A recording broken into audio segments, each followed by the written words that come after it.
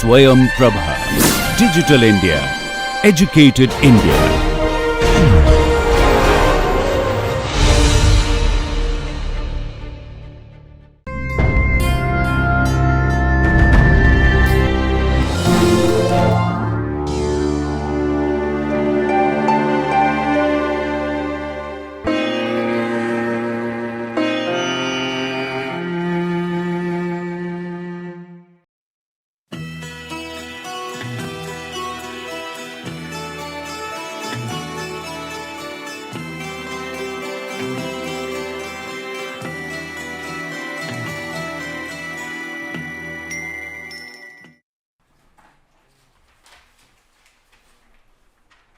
Okay. Last time basically we talked about the initial things about the structure determinations. We already said that heterocycles require special kind of attentions with regard to the structure determinations, simply because they are proton poor, right. And in heterocyclic chemistry, carbon 13 also is a very useful tool. In addition, nitrogen 15, these are the NMR tools. But before we talked about NMR, we also briefly talked about the mass utility X-ray. X-ray is the ultimate answer, but certain cases we have cautioned you that it could be also misleading, like the example of kinamycin, if you recall. And then the ketoenol tautomerism, that is best studied by UV. Of course, it has to be supported by other things, other means NMR, other things. And then when you came to the one dimensional NMR, actually when you come to a one dimensional NMR, we normally deal with three different parameters, right. What are the three parameters? These chemical shifts, and then size and the shape. That is true also, that is actually also true for all of, all kinds of the nuclei, including whatever the 40 to 50 different nuclei, NMR active compound, NMR active nuclei. For all these nuclei, actually all the three parameters are equally important. Fine. We gave you examples. Okay. When I say chemical shift means it is basically delta parameter, right. And when I say size means integration, and shape means multiplicity. Okay. And so we have seen that in case of benzene, whatever the chemical shift is, in pyridine, just basically electronegativity is one of the important guidance. Okay. In case of pyrrole also, with reference to benzene, this pyrrole is considered to be pi excessive heterocycles. This is a term, pi excessive heterocycles, right, because a pair of electron is shared by 5 atoms. So, this is, that is why it is the pi excessive, the electronation increase, so chemical shift decreases. That is the typical. So, that means from there you can make out whether you are dealing with a 5 membered or a 6 membered, which are more commonly encountered in the chemistry. And then also we looked at the coupling constant. We gave you a very important guideline. What was the guideline? That with increased electron density, with increased electronegativity, the coupling constant decreases. So, this is a very important guidelines. You can quickly distinguish whether you are dealing with a 5 membered or a 6 membered or with a heteroatomic compounds or not. Okay. And there are many other factors which influence the coupling constants. Then we also gave you some of the examples of these, right, NH carbene, NHC carbene. Okay. So, NHC carbene, that we have checked that even a small molecule which was thought to be a sidnone or mesoionic compound, only in 2012 it was found to be a stable carbene, that is called nitrone, right. Today what do you do? Today we basically will have again little bit of the chemical shifts, little bit of the coupling constant we will ignore, but we will exclusively talk about nitrogen 15 NMR, and also we will talk about 2D NMR. 2D means application of 2D or in 2D NMR application. So, all of us know the 2D NMR. What is 2D NMR? How does it differ from 1D NMR? What is the specialty?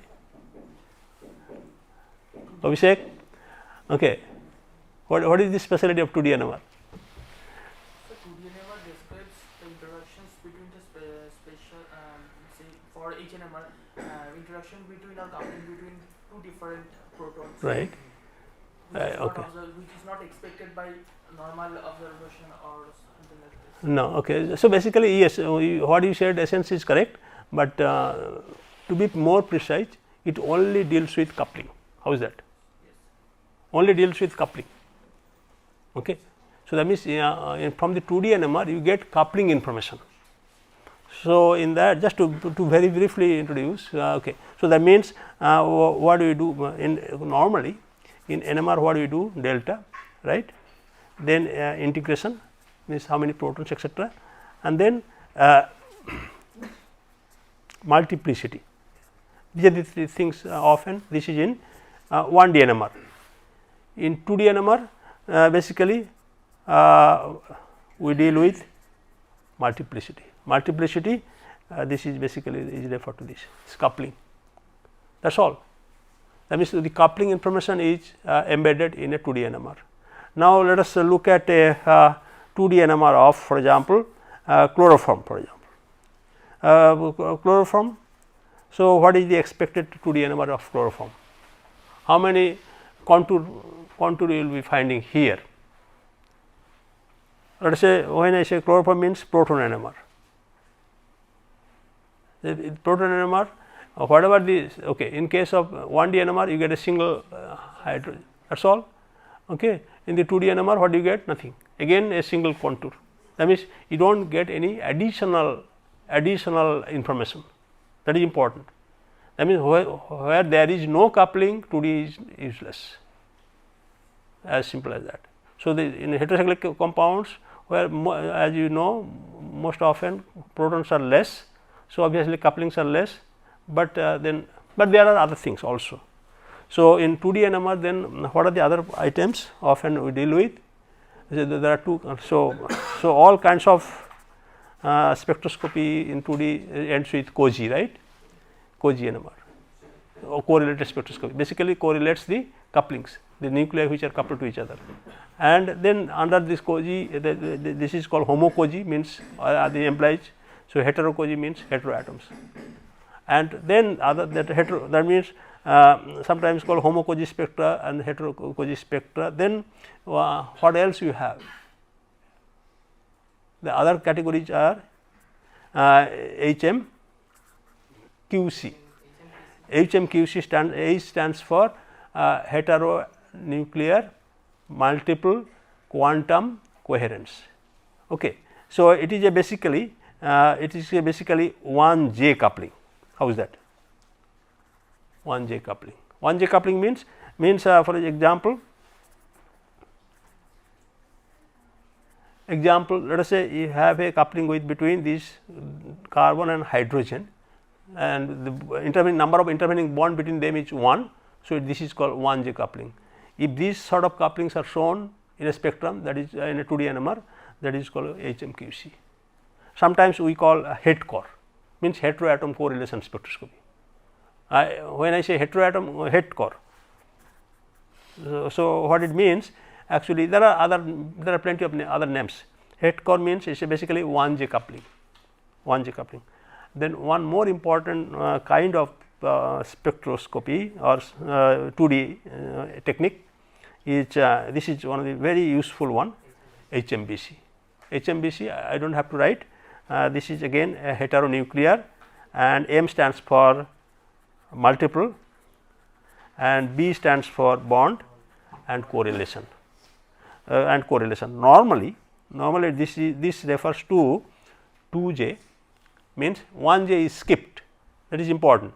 I mean direct coupling is avoided, then 3J and very rarely 4J. At least I have just once upon a time I came across this 4J. So, these are the techniques. Now, then you have all kinds of sub techniques. Sub technique means like in this case what when I say het core means carbon hydrogen, it could be nitrogen hydrogen, it could be any other hydrogen. Okay. So, similarly HMBC talking about, when I say HMBC talking about is essentially it is in het core, it is in het core. Okay. So, heteronuclear name implies a heteroatom. Now, it could be 2J, 3J, they all are in the same spectra though, by the way, they are not separate spectra, they are all in the same spectra, same spectrum. And then you have to be little cautious about this 4J, it could be seen, it could not be seen, but quite often 2J and 3J are seen.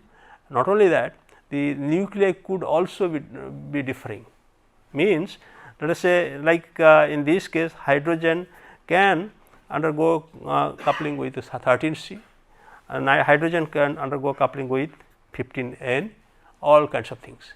Okay. So, that means it could be of different kinds, but most commonly that is hydrogen is one of the commonest nuclei, because it is populous, population is very high. So, these are the techniques normally we deal with, but basic idea is chemical shift, size and the coupling, nothing else. So, throughout then other special techniques all of us know, NOE, right, nuclear Overhauser effect. Overhauser is the name of a scientist. Then now people say Noegi, this is two dimensional equivalent of this one. This basically gives you again a coupling, but direct coupling, not the indirect coupling. There are two terminology often used, direct and indirect. Direct means through space, there is no perpendicular distance, and indirect means through bonds. Okay, that often we deal with. Okay. So, that gives you the direct coupling, and then there are many other techniques, actually we do not often use it. There is a called TOCSI, I think TOCSI, something like that, TOCSI, sorry, TOCSI, total correlation spectroscopy.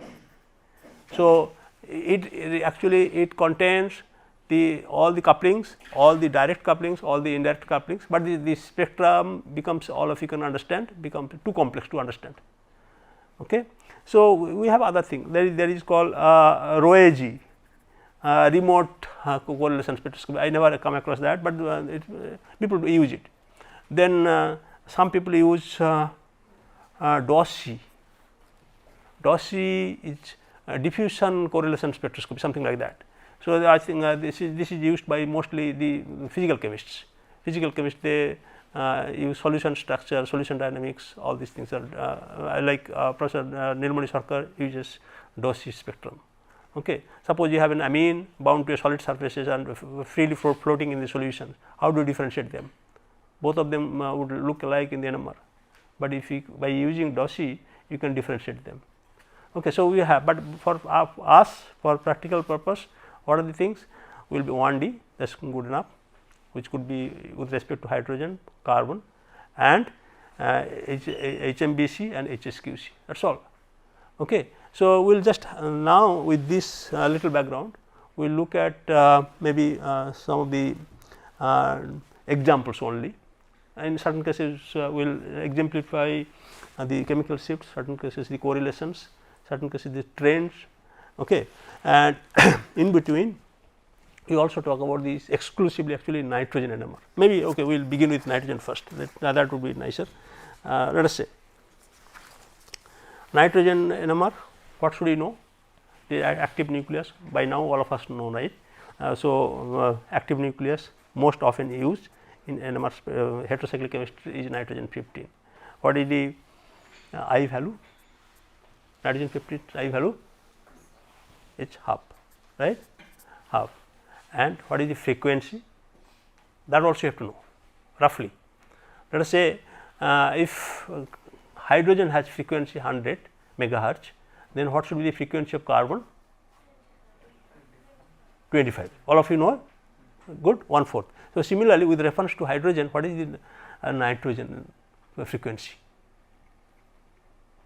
Nitrogen frequency, it is much less, I think around roughly I can just guess it is less than 25, that is for sure, less than frequency in that region. Why do you need to know all these things? Simply because when you adjust the machine, you have to see where to fit it. I mean, of course, these days every channels are already fixed, nitrogen channel, hydrogen channel, carbon channel, they are fixed, but you have to know at least on which side you have to look for. Okay. Number one. Number two, that sometimes dual probe, multiple probe, you have to handle all these things if you grow up. Okay. Any case, so this is important, and the sensitivity, and then all of us know now, I think what I said, the natural abundance is 4%, 0.4%. This is very less compared to the most populated one is hydrogen, all of us know, followed by fluorine. Fluorine frequency is close to hydrogen, then comes phosphorus. Phosphorus I think is phosphorus also 100%. Then the carbon, most often used is carbon 1.1%. So, even the nitrogen 15 is less than that, that means less sensitive. So, you have to have more scans, but that is not all. If the frequency is not adjusted, it can overlap with nitrogen 14 frequency. Nitrogen 14 also very close to the nitrogen 15 frequency. So, you have to be little cautious about that. And then nitrogen 14 has a quadruple moment. So, that means I equal to 1. So, what it does, it actually induces faster relaxation. Induces faster relaxation means if you just apply the uncertainty principle, the signal will just merge with the baseline. So, that means you may not see it. So, you have to, that means that is the reason why it is not followed, but it has some advantages also. If you have a carbon, if you have a hydrogen attached to a nitrogen, you can almost always see some sort of broadening. Let us say you are expecting an OH and an H in the same region. How to distinguish them? There are, if you try to do the exchange experiment, it can be applied to the both. That will not distinguish NH and OH. Then how do you do? Just after exchange, you will see the broadening is retained with the case of nitrogen, not with the hydrogen. Sorry, not with OH group. So, that inherent broadening also there. So, that is helpful sometimes. Any case, but there is another disadvantage actually. The disadvantage with nitrogen 15 NMR, that nitrogen 15 relaxation time is pretty high. Relaxation time for what is the relaxation time of hydrogen, let us say. These are the things you have, these are all the common vocabulary taken from NMR course. What is the relaxation time? Rough idea. Relaxation time of hydrogen, relaxation time of carbon, roughly. Carbon some 2 to 3 minutes. Good, very good, very good. At least it can be up 5 minutes also, 5 months also. So, and for hydrogen, microsecond, 10 to the minus 6 seconds maybe, less than 1 second for sure. Okay, that means that tells you how much relaxation delay you will be giving in the machine. Okay. For nitrogen 15, it is about 100 seconds. 80 seconds actually, 80 seconds. So occasionally what you do now, here you come with this inorganic people. Inorganic people would come, they will put a chromium complex with acetyl acetonite complex of the chromium 3. What is it? It is a paramagnetic substance. If you have a right paramagnetic substance, it optimally induces the relaxation. That means relaxation time decreases. If you have paramagnetic substance, relaxation is faster, signal is broadened. In this case, what you do? Yes, maybe signal is being broadened, but at the same time you are compromising with the relaxation time. Okay. So, that means occasionally, depending on the situation, etc., you will do this. And next most important thing in nitrogen NMR is reference. It is a critical reference. Actually, this morning also I got confused. In one node I had something like minus 8.5, the other node I got some 300, 400 for the same compound. I really got confused. Then I had this visitor also, I asked him, he is from Oxford, today's seminar speaker. I asked him, have you ever used NMR nitrogen 15? He said no. Okay, but he could not say which one is the reference.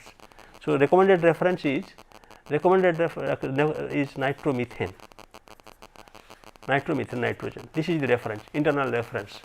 Okay, but this is recommended by IUPAC. But unfortunately, people do not follow. People follow external reference. This is liquid ammonia.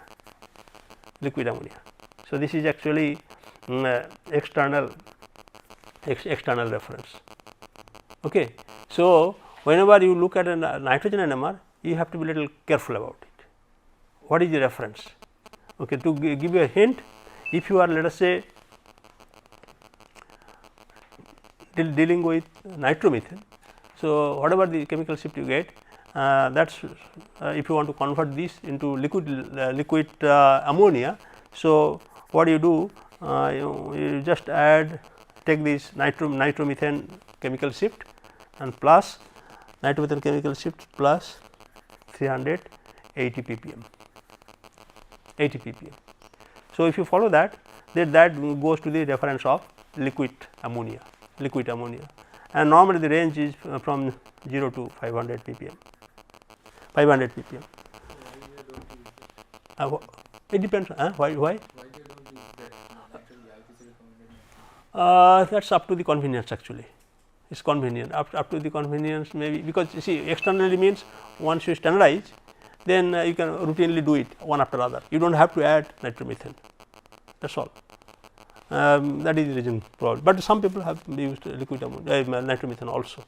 I have references, and for example, Silberstein reported again with liquid ammonia, and but then I consulted a review article that also used liquid ammonia. So, all these things are mostly, but there are examples where so that is important, right.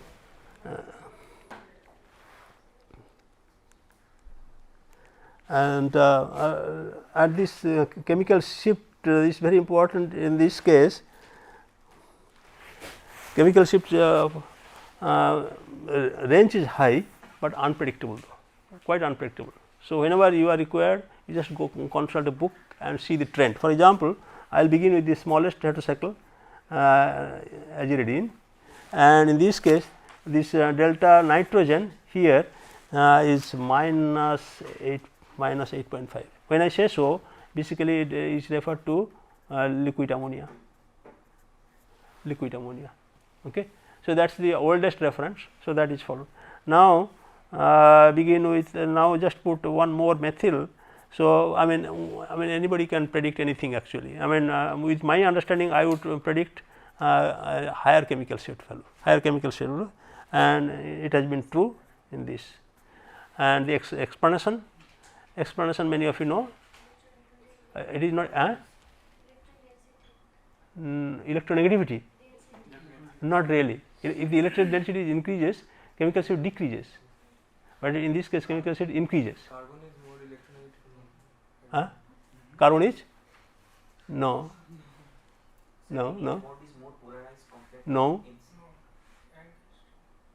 no. Okay.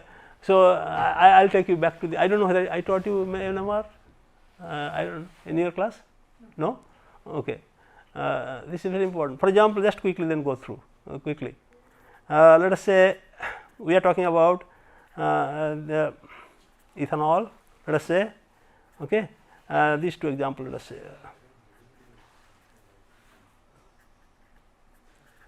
So, this is a hydrogen up here, and this CH2 ethanol and isopropanol. Okay, underline hydrogen. What should be, which one will have a higher chemical shift value? Ethanol or isopropanol?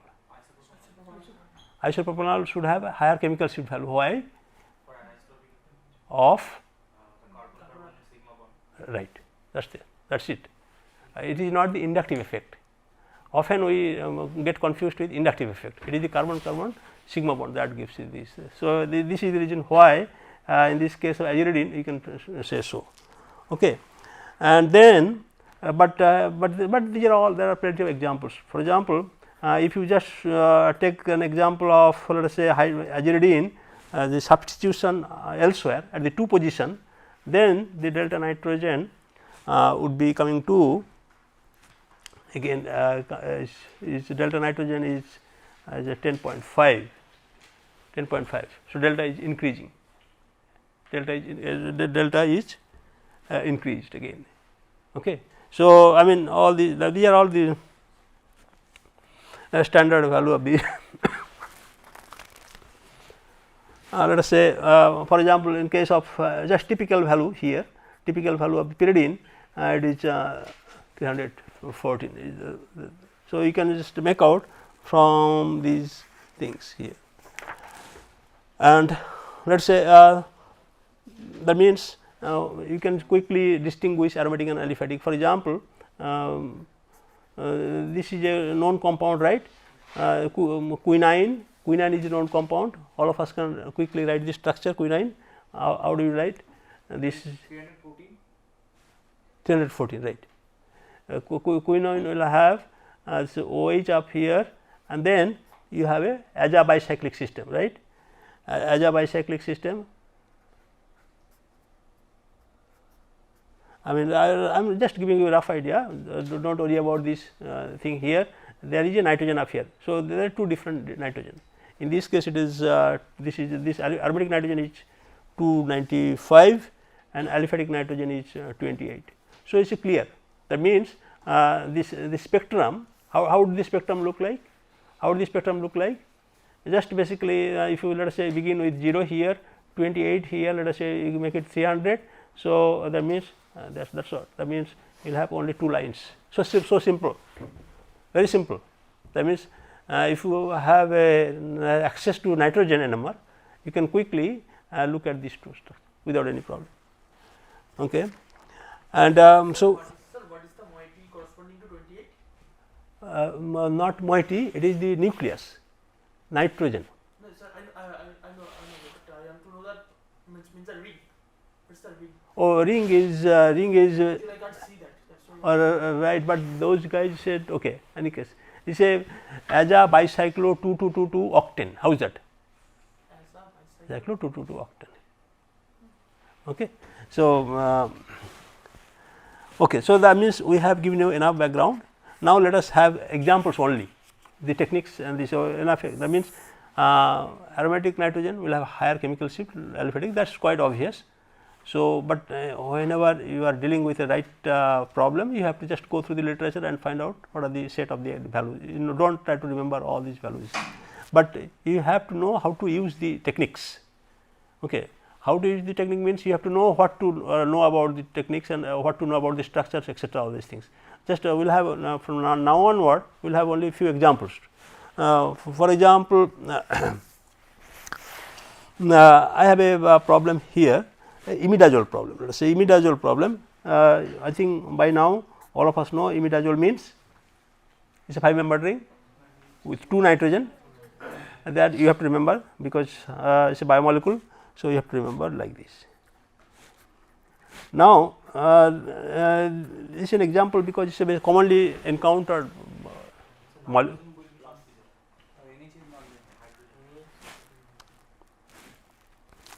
Right. Okay. Actually, the imidazole itself is not really soluble in organic solvents. So, what you do? Actually, you put a little bit of sulfuric acid. Occasionally, what do you do? Trifluoroacetic acid. Trifluoroacetic acid. Many times you have done it. Many insoluble compounds, they are insoluble. So, you just add you are expecting a basic nitrogen, put trifluoroacetic acid. So, and then it gives you this salt here. Now, so what is the difference do you expect? So, obviously, the chemical shift should be increased because you have added a proton positive charge, and that is what you see. This is 8.6. So, like this, all these I will not give you the value here, but what is important in this case, that I like your attention to be drawn to the fact that very interestingly, let us say this hydrogen and this hydrogen, that means is coupled in the NMR. That means a number of intervening bond between this the indicated hydrogen, this one and this one, 1, 2, 3, 4. Normally 4 bond coupling are very very little. In this case it is significant and the value is here 1.4. Occasionally it can go up to 2, 3. Okay. So, what is the reason? Reason is all the carbons which are sp2 carbon atoms. sp2, if the things are in the system, you have plenty of sp2 carbon atoms, then you can go up to 9 j. That means 9 bond intervening number of intervening bond could be up to a maximum 9. I have seen up to 11. Okay. So, provided those are only alene systems. So, this is just an example, that means where you can find out the coupling can be existing even if you have a 2,5 hydrogen. Okay. And then it will there are other thing, I think. Okay, this is a case, I think we will ignore that. I will come back maybe sometimes later. Okay.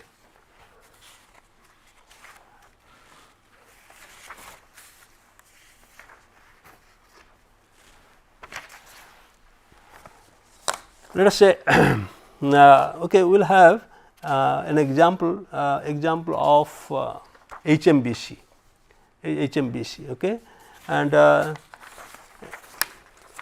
HMBC may be taken from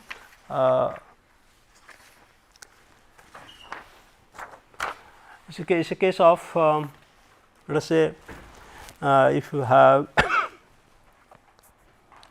a structure of this kind, it is a coumarin, right, and nitrogen and this. Okay. And this structure also is isomeric.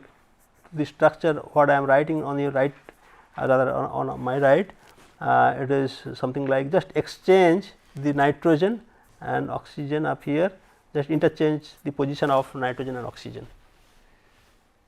So, how do you differentiate them? Isomeric. So, mass spectrum will give the same mass, same molecular formula is same exactly. It is very difficult, it is very difficult. But since we know now that HMBC experiment, so one can quickly decide. Let us see. So, what is the starting point of HMBC? Starting point of HMBC, what could be the starting point? Where do you start from? In NMR analysis, any NMR analysis, you have to have a nice reference. For example, Sam yesterday made an acetate, right. So, whether the NMR is correct or incorrect, how do I know? We start from acetate, because we know acetate comes almost always at 2 point something. So, if that is there, the compound has to be there. With reference to that, we just explain. So, similarly, here also you have to find a proton or something which is for sure existent or and giving a signal. In this case, which one? Methyl. Methyl is a nice singlet you can just see.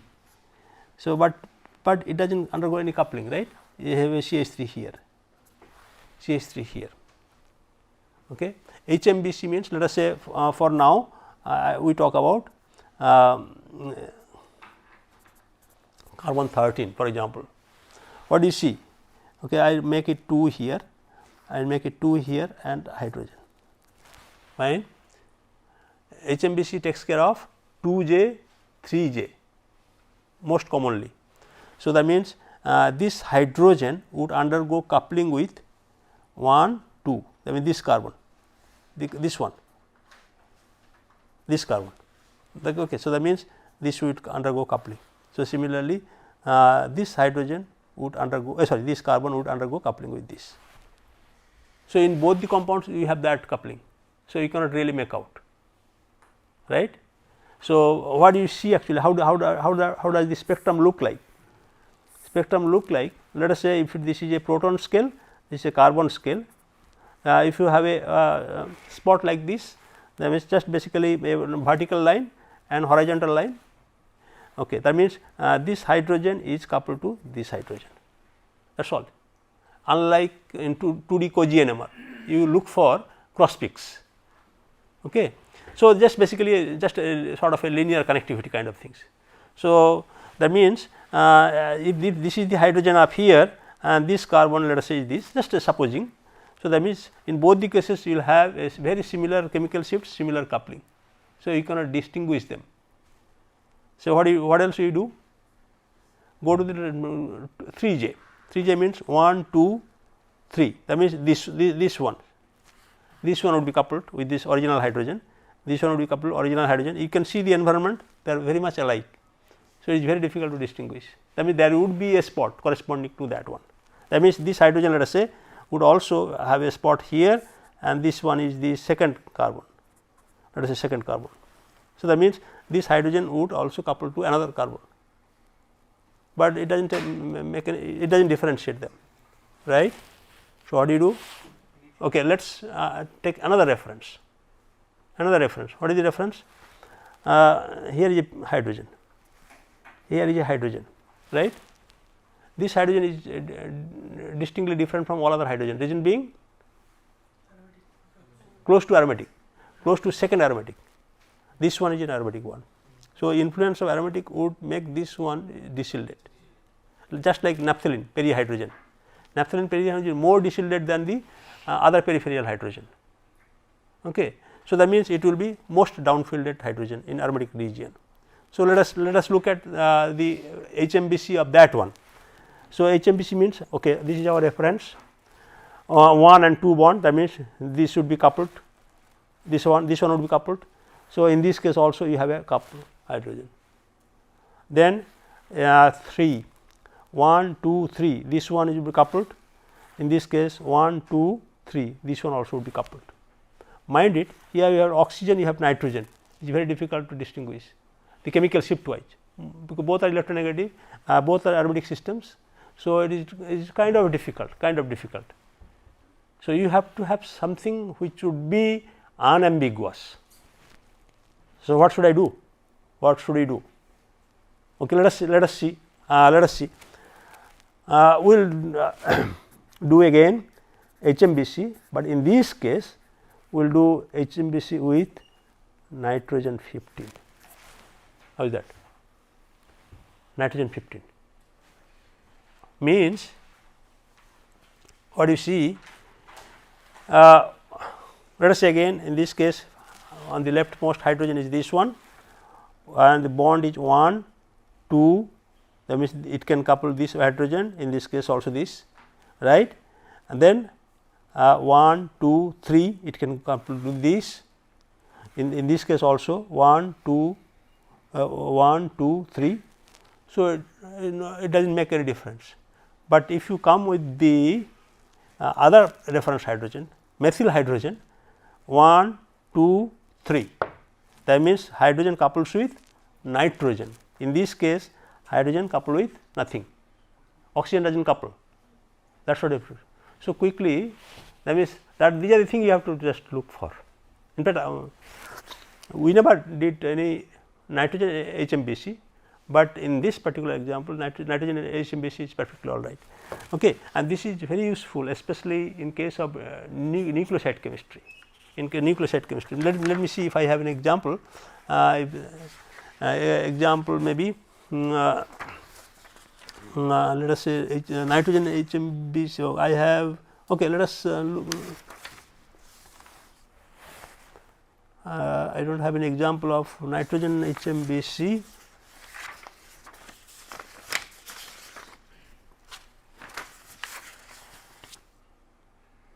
So, all I have is a carbon HMBC. Okay, let us try with one carbon HMBC and see whether we can distinguish two isomeric compounds which are heterocyclic. Again it is a quinolone derivative, quinone kind of derivative, heterocyclic quinone, and you have this thing, then you have a hydrogen up here, and it is an aziridine kind of structure. Similarly, one can guess this versus you have again a quinone, it is a pyridine nucleus, just interchange the position of aziridine and the hydrogen. Okay. So, now the problem is to what technique would you use to differentiate them? What technique would you use?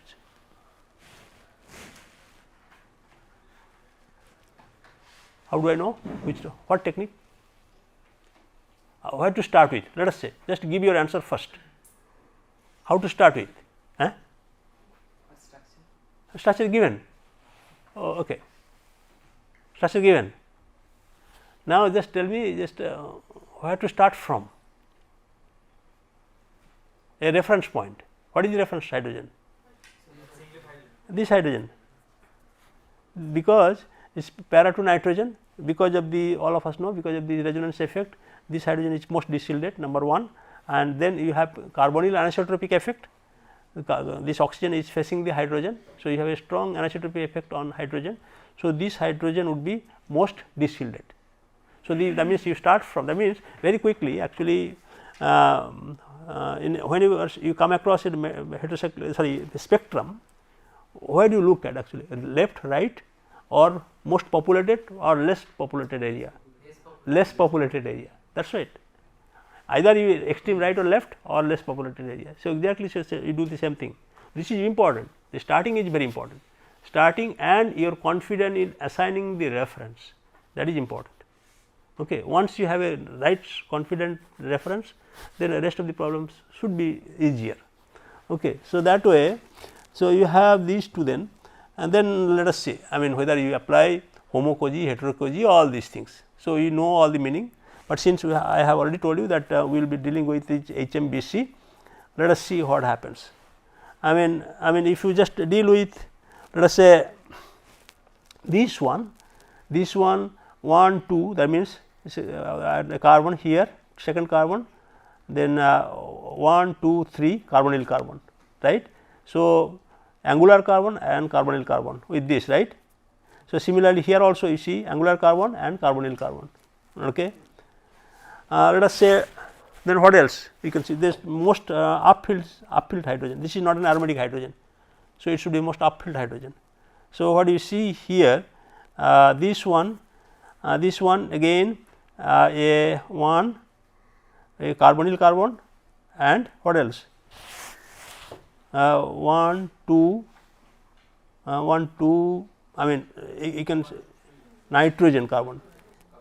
So, 1 and 2 nitrogen and 1 and 2 nitrogen. So, you cannot really differentiate, right. So, what to do?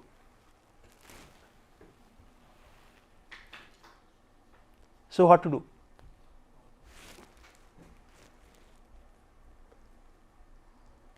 So, if we move to proton coupled carbon 30, proton coupled carbon. Normally people these days people do not use. When we did PhD we did that because coupling constant is so high, I mean the whole spectrum becomes too complex. I do not know whether you have any idea about the coupling constant. Direct the coupling constant of carbon and hydrogen could be 120, 200, 300, 400, 500. So, you can have hodgepodge in the spectrum. So, the quickest, I mean although this, there are ways to solve this problem. If you have just basically these come from confidence level. For example, all of us know the chemistry part, right.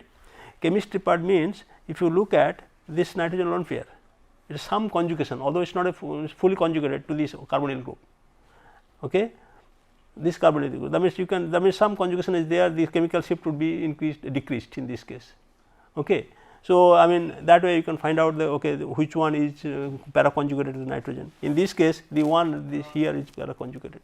So, that way one can determine this answer. I think the answer, the one I have here, the one I have here has no definite answer, but they did this experiment. But so, best thing probably would be which one? Nitrogen? No, nitrogen also would not do anything, because you have hydrogen here 1 2 3, in this case 1 2 3. So, nitrogen also would not help. So, only thing the way one can do that, this distinguishing these two carbonyl first. Once you distinguish these two carbonyl first, then we can go for the analysis. So, essence is what is the essence? The things are not that easy, in certain cases quite easy depending on the situation, whether you switch to carbon, you switch to nitrogen, but you have to have all this thing in mind. Okay. And let us I think by now many of you know, for example, in this case there is an experiment also all of you know this NOE experiment. NOE experiments, what does it demand? It demands that the two nuclei should be close enough. When I say close enough means this is an absurd answer. You have to have a how much? 0.2 to 0.4 angstrom. No, much more. It's close to 5 angstrom. No, close to 5 angstrom. Twice the hydrogen bond. What is the max? What is the hydrogen bond? Standard hydrogen bond distance? 2.45 or something like that. So roughly that. So just below 4, below 5. Okay, it's just a random guess, but point something is not for sure. Okay, maybe I am wrong. Okay, if I am wrong, it's just no, it's possible. It's possible. Okay, but any case, that's what you have to. Whenever you just try to do NOE, you have to make sure that these things. Okay, and so I think if you know NOE, then I will give you an advanced problem actually, advanced problem. For example, okay, let us say how to distinguish. This is again an experiment to distinguish isomeric compound. Okay, and in this case the structures are again say bicyclic structure, nitrogen, this is NH2 and OH, and this is OMe, and the other compound that we like to look at would be again a isocovalent derivative. This is OH and NH2 and OMe and OMe, right.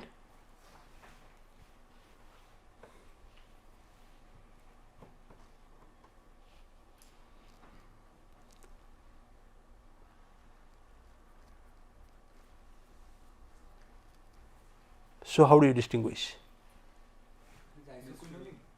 Tetrahydroisocovalent. Alpha hydrogen to nitrogen. Tetrahydroisocovalent. So, how do you do?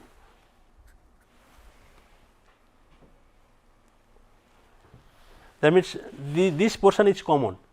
So, only thing that one CH2 group is just exchanged. This whole CH2 group has been placed here. So, rest of the things are all right. How do you do?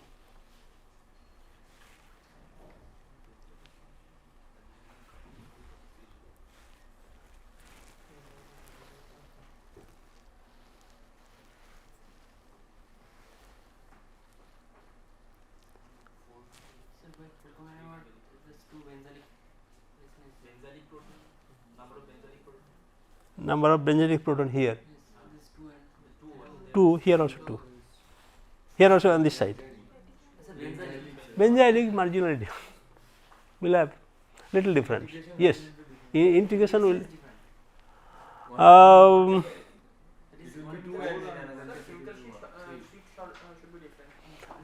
Chemical shift. One is benzylic position and another one is far from there. It's difficult. It's difficult. If you let us say if you often we deal with tetraline kind of compounds, some with it's difficult to deal with. Okay, how is that? Okay, I will accept your answer, but you have to support it by another complementary technique. Just suggest a complementary technique. Okay, let us. I mean, or I can straight away ask you this question. Just do a kind of derivation so that your NOE study would be better off, means would be more suitable.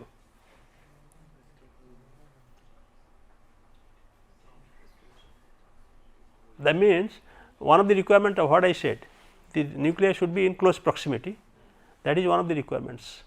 The other possible requirement, that means to make this to bring the nuclei in close proximity, what you have to do? You have to cyclize.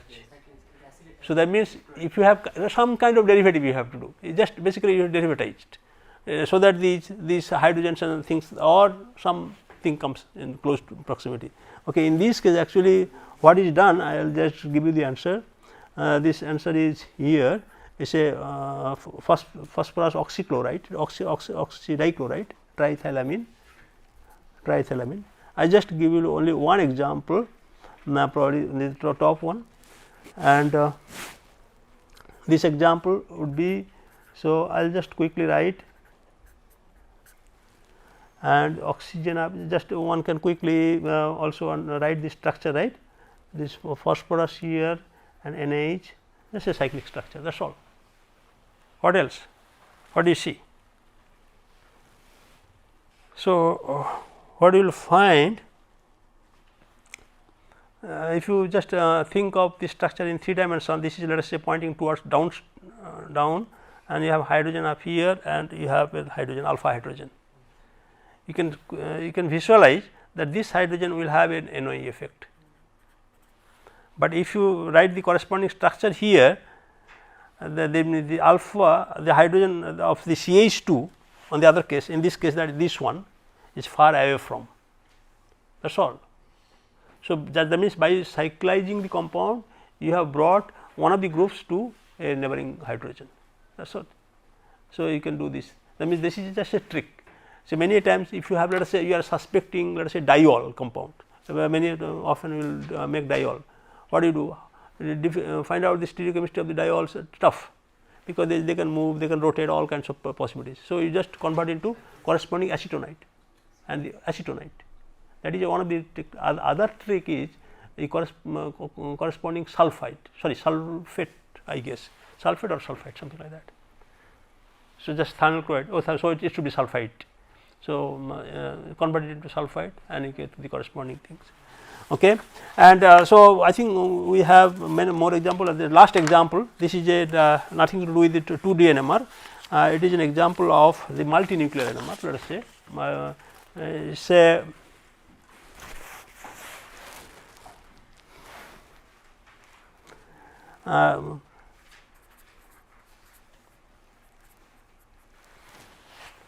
this is let us say who will take up this. Okay, Susmit, this is your homework. Write a term paper on BODP dye. BODP, Bo stands for boron, dye stands for dye, and this is pyrrole methene, a group of dye. It is a fluorescent dye, very important fluorescent dye these days. Okay. Someone recently, very recently in 2011 JOC, I will give you the basic reference, so that you do not have to spend much time. Okay. This is the reference. What they did, they took a compound, dipyrrole methane compound, okay, and so this is dipyrrole methane compound, fine. And they have done a series of reactions. I will just you work out mechanism by yourself, or you can look at the literature. DDQ, all of us know DDQ, dichlorodicyanoquinone, is an oxidizing agent. Then he put extra pyrrole. Eventually, what he got a compound very similar to this, this one 5 membered, again on this side 5 membered. So, and then he got also an additional 5 membered pyrrole, okay. And so something this, then this, then in between actually what he did BF3 and triethylamine. So, it is a 3 steps reaction. So, what is the suggested product? Suggested product is say boron, and this is coordinated, and this is this. That means, now it is a BF2. So, BF2 has been incorporated, one fluoride is expelled. Now, how do you confirm it? We do not go to wet lab and do that, we will all go to the spectroscopy lab only. How do you know there is a BF2?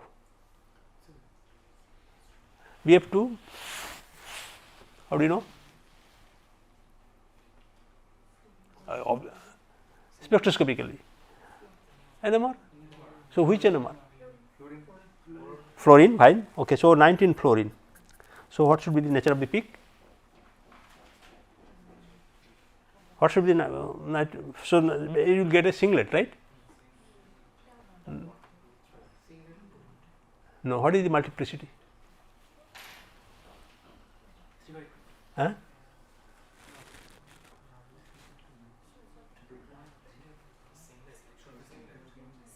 See, mind it, how to evaluate coupling, rather, or when I say that coupling would take place, which sort of coupling would you see? For example, as quickly, okay, I will give you the okay. Let us say you have something like this, right? What do you see about this? You will say a doublet because of this hydrogen. We always just jump to 1, 2, 3, but you are ignoring the fact that these carbons also have a nucleus called 13C. That can also coupling, that can also coupling, right. So, you have to take care of the abundance.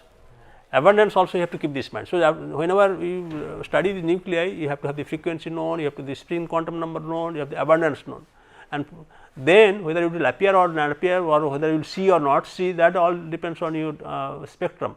Okay. Many times we call satellite spectrum, satellite peaks. The satellite peaks are nothing but those small couplings, small invisible couplings. Okay. Any case, so in this case, what you will see that boron.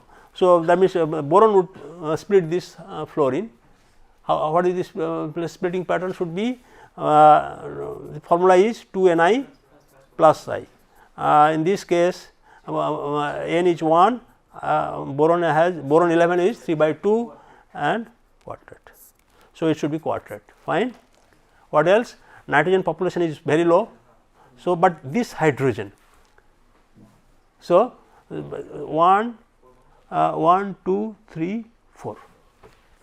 1, 2, 3, 4. So, 4 bond coupling.